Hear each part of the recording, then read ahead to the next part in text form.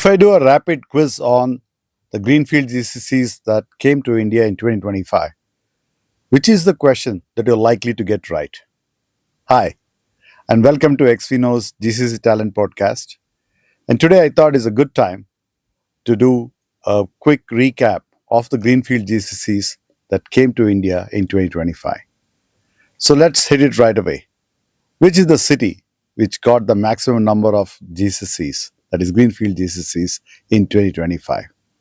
Yeah, you guessed it right. It is Hyderabad. 35 Greenfield GCCs were set up this year in Hyderabad. The next city where most GCCs got set up after Hyderabad, you guessed it right again, it is Bengaluru, but it's 21 only. So the gap between Bengaluru and Hyderabad has widened this year. So the most interesting question today for me and you is, which is the third city where most Greenfield GCCs got set up in 2025? Did you say Pune? Even I thought so when I was compiling this data. But then it turns out to be Chennai. Oh my God, which are these 12, you may ask? Go figure. But then let's also look at which are the remaining cities where the 17 other Greenfield GCCs went. Ahmedabad got a few, Mumbai got a few, NCR got a few, and Pune. Between these four cities, the remaining 17 GCCs got set up. So these 85 GCCs, which are the countries they came from? Let's pick the majority countries. You have any guesses there? This is an easy one again. America. The American headquartered GCCs were about 61%. Followed by Germany. About 11% of the GCCs that got set up in 2025 were German headquartered companies. Then followed by Japan, about 6%.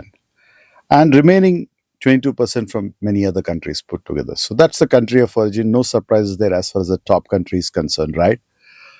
And how many did these 85 GCCs recruit as FTEs? Year one, any guesses? They recruited 9,000 people collectively. Looks a tad less for you. About this amounts to about 100 plus per GCC. But then you have to factor in two important contexts here. One is that many of the GCCs got announced in the second half of 2025. So it's likely that they were only setting the framework than hiring intensively. The second factor that is to be taken into consideration is that some of them are still going through the transition from the service provider, either the insourcing or possibly just using them initially to get some of the processes right. So that's the reason you have only 9,000 FTEs recruited in the GCCs that came to India in 2025. Now, how many leaders did they recruit? Between these 85 GCCs, they recruited about 300 leaders whom you can be titled as MDs, directors, vice president kind of people. So that's about 300. So what does it mean to you and me?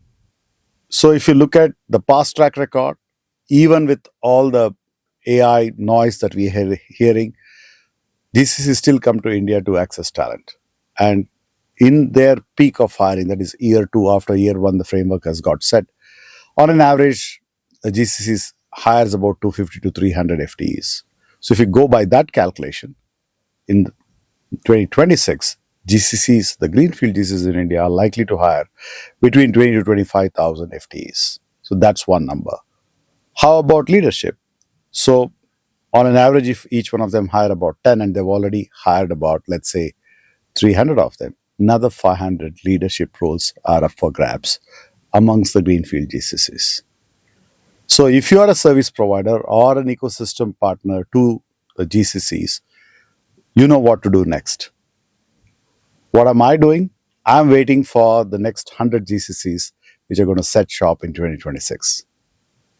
So with that, thank you for tuning into XFino's GCC Talent Podcast. Till I see you again, stay well and Happy New Year.